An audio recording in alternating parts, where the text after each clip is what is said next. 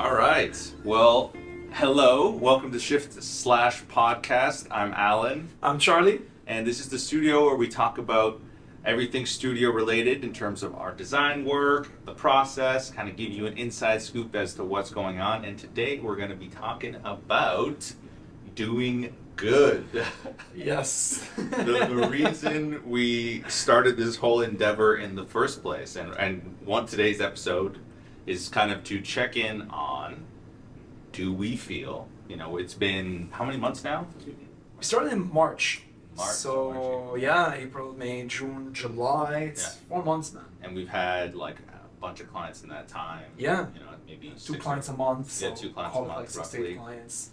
And I thought this would be a good opportunity, and we thought this would be a good opportunity to check in and see, do we feel like we're doing good? Oh man. Yeah. I mean, I guess when we started the studio, we were saying to ourselves at least that we want to do good. Yeah. We want to help good people. Like that word kind of came up a lot. And I don't really know like what that means, but yeah. I mean, I think like in terms of what do you feel? I think that's one of the kind of clear distinctions is like doing good versus feeling good is kind of a discussion that's ongoing. And what does doing good mean? But we'll get into that as well. But like generally, how are you feeling about the direction that we've been going with the work that we're doing? Yeah, I think we have to qualify it by like good for who. For me, like I think there's no way to like get started without that. And so I think for ourselves, for example, I think we've done lots of good. For sure. In the sense where we've achieved lots of our personal goals with this thing, right? We can pay ourselves a wage. Yeah. It's a little bit higher, than what we were making as freelancers, which is cool. And I think we're working with people that we like. Yeah. And people that we, at least between the two of us, believe are, the projects they're working on are important from a values perspective to us. Yeah. And they're in the industries we want to work with, right? Education, healthcare, sustainability. Totally. So I think for us, we've done good.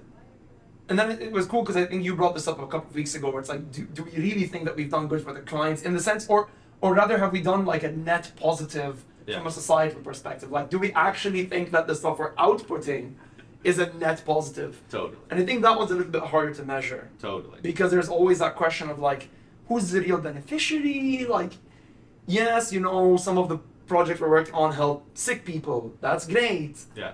But like, how much? Yeah. I don't know about that one. I mean, I think. Yeah. What do you think actually? How do you feel?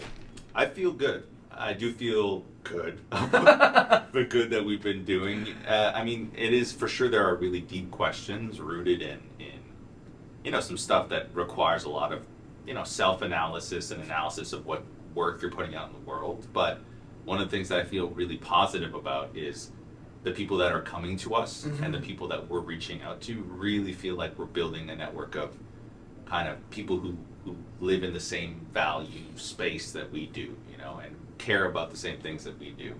And I think one of the interesting bits that like, you talk about like net positive is how do you measure good? Yeah. And that's something that I think we're both trying to figure out. But for you personally, how would you go about measuring good? That one's really tricky. I think there's like economists and statisticians and PhDs trying to figure that one out. For me, what would we do? It's like, I think there's an element of it where there's the intent of the client, right? Like, is this out there primarily to generate a good profit, or is there like a second level behind it? And I think we are at this point accepting that the profit is a sort of expected minimum. Yeah. You know what I mean? Like, we're in an industry, in a world where we're not out in a co-op somewhere doing some sort of like communal sharing barter system. We are in a capitalist system here, and so that's the minimum. So I'm not like I'm not naive about the money side, but I definitely feel like for me, a big part's the intent. Like we have some conversations where you really like the client keeps going back to, but like remember these people have this illness. Remember these kids can't read. Remember like they do bring us back to those things, and that makes me confident that at least their intentions are pure. Yeah. And then I guess the life experience and call it a little bit of jadedness comes in, where it's like I understand that all those intentions are prefaced with, but we still run a business. Yeah. So for now, I feel a little bit resigned to just that level. Yeah. I don't know. What do you like? How do you feel? I mean, you're right. Like, there's no way to escape the system, but I think obviously what we prioritize and the clients we work with don't prioritize those things. Right. Like they're not exclusively profit driven. They're not just working in a particular industry.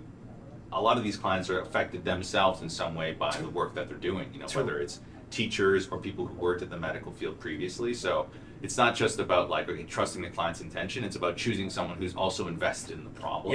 Yeah. Which I think for the most part has been the case. And then the second thing I think would be like, one thing that's a struggle is making sure that the product, once it's out there, is actually having a tangible impact on a problem that is being posited by the client, right? Well, yeah. I mean, that word tangible, right? Like, what does tangible mean to you? Yeah, I mean, tangible is so specific to each product, right? Like, yeah. What are the current metrics used to measure the problem? Are those metrics being improved in any meaningful way by the use of the product? That to me, that would be like, okay, that really feels like at least I'm part of a process of doing good. Yeah. I mean, I guess my years of teaching, it has like usually I go back to that one because I feel like I have a lot of references to it, where when I put out like an educational video and I get views on it, do I correlate the views with learning? Right? That's always, there's that like weird gap there where it's like, oh, so then if metrics are the way we measure tangibility, do we count posts that get lots of likes? Yeah, well, but it's not just metrics, right? It's a bit, it's a mix of both. Like, I think one of the things that's been important to us in general is to be in touch with the person that is using the end product. Right. So, like, whether it's someone who has an illness of some kind, or maybe it's a student of some kind, being in touch with that person to also get the additional information about the softer side of the benefits and like how it's having an impact. We're not statisticians. We can't find the perfect way of measuring good.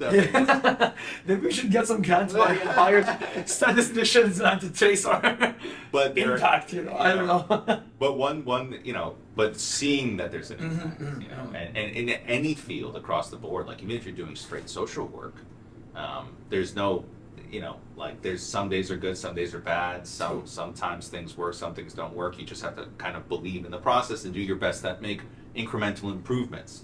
There's no way to just like smash something and just fix a social issue. Especially through design. What you can hope for is a collaborative, incremental effort to make something slightly better than it was, or facilitate. One of the things I really, sorry, I'm talking a lot here. No, of course. One of the things I really enjoy is facilitating other experienced or experts in design. Where they're like, okay, they have all of this information that they've been working on, and now they just need someone to facilitate that through design, and being that person for different clients has been really rewarding. Yeah. I mean, I think you said something in there that for me sort of rung some bells, which was the collaborative, approach. And I think we're also in a society, I was reading this article actually recently where they were talking a little bit about how we've sort of made every major breakthrough in productivity to the point where like now we're getting to that point where it's incremental but very expensive improvements. Like slowly, it's like that we're leveling out that curve of improvement. Okay. And so I think that's something that our generation is also having a hard time with. We have to reckon with this idea that, the things like the printing press or the first automobile or the first airplane, we've done major breakthroughs across communication, travel, all these major things. And now it's small things. Like we're making planes a little bit faster, a little bit more green. We're making educational products a little bit more effective. And I think we're just having a hard time with that little bit. But you're right, we do have to sort of figure out a way to reckon with that and accept that our thing is going to improve by 3% for this one group. Because there's 3,000 other people just like you and I out there doing 3% for each of their groups, but together it's quite substantial. It's just for us, like, that collectivism is hard for us lowly people to feel, because we're so like, but like, oh, we just helped 1,000 people in 3 years with this product. Is that really enough? It depends. Why not? Why not? I agree. Why not? And I think, like, also one of the things, and I guess we can kind of end on this, is thinking about like what it means to do good work. I think there's a little bit of ambiguity there, and one of the things that you had mentioned was like, I don't think anyone considers themselves to be a villain. Right. So, maybe it's good work to, I don't know, like, come develop some tool for getting a lot of money in the stock market so you could invest that in some NFTs. And the NFT, you're supporting artists, that's doing the good work or whatever it is. How do we ensure that we avoid the pitfalls of doing what we think is good work but leading into potentially bad work? I think that's one of those things that we can't avoid. I think that's like life mistakes, basically, where you will run into them, and it's a matter of developing a sort of sense for how to reduce them. Like, we've turned away lots of clients, and sometimes it wasn't because their intentions were bad, but we just felt like maybe there wasn't an alignment somewhere that counts for us. And so we just sort of were like, you know what, like, maybe we shouldn't do this. And I feel like we built that sense by being freelancers for so many years before the studio. We learned when to feel like this client means well, but there's something in the way they're saying, what the goal of the project is, where we're like, maybe we shouldn't sign this contract. Because the gut feeling. Well, because that's the other thing too. It's like, do you want to work for someone that, let's say, builds houses for the homeless by using slaves, right? There's this like thing of like the benefits of one group, but at the cost of another. And so for me, it's important that the people you work with are respectful on all angles. And so if someone's gonna treat us poorly, even if what they're doing is net good, that person still has issues with understanding some values. But like that to me, there's a part of it's that, and the other part of it is, did you watch Scrubs? No. Okay. So there's an episode where the main character at the end of the episode goes, you're lucky if only one person remembers you for helping them when you die. And I always thought that was super profound, because I think we're also focused on helping millions. But the reality is most people don't even leave, well, it's not most, but like many people don't even leave a positive impact on one person. And so if just one person is like, oh yeah, I remember Alan, he helped me that one time I was in trouble. That's pretty decent, to sort of maybe, I'm not going to say lower your standards, but no, I don't know. I feel that sometimes, not always. I agree. I mean, like, the point is to have as much of a positive impact as is possible, but narrowing the scope of that for the purposes of being more impactful, I think is a very worthwhile endeavor. Right. Focus on what you can change. Focus on the incremental changes you can make, and that's what we're doing. That's why we've started this. It's like, this is what we do. This is all that we can do. Well, I mean, it's the skill set we've honed.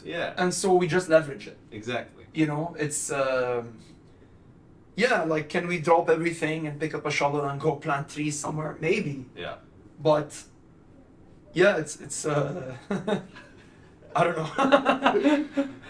Anyways, it's stuff to think about, and I think one of the things that would be interesting is to do a check-in like this, in this same kind of vein, every once in a while, maybe every quarter, every couple of months, to see, like, are we on track with what we set out to do, and how can we continue to do that if we are, and what do we need to fix if not?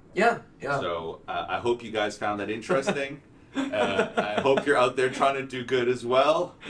And if not, I hope you're at least having fun. And yeah, thanks for listening. And We'll see you next time. see you next time.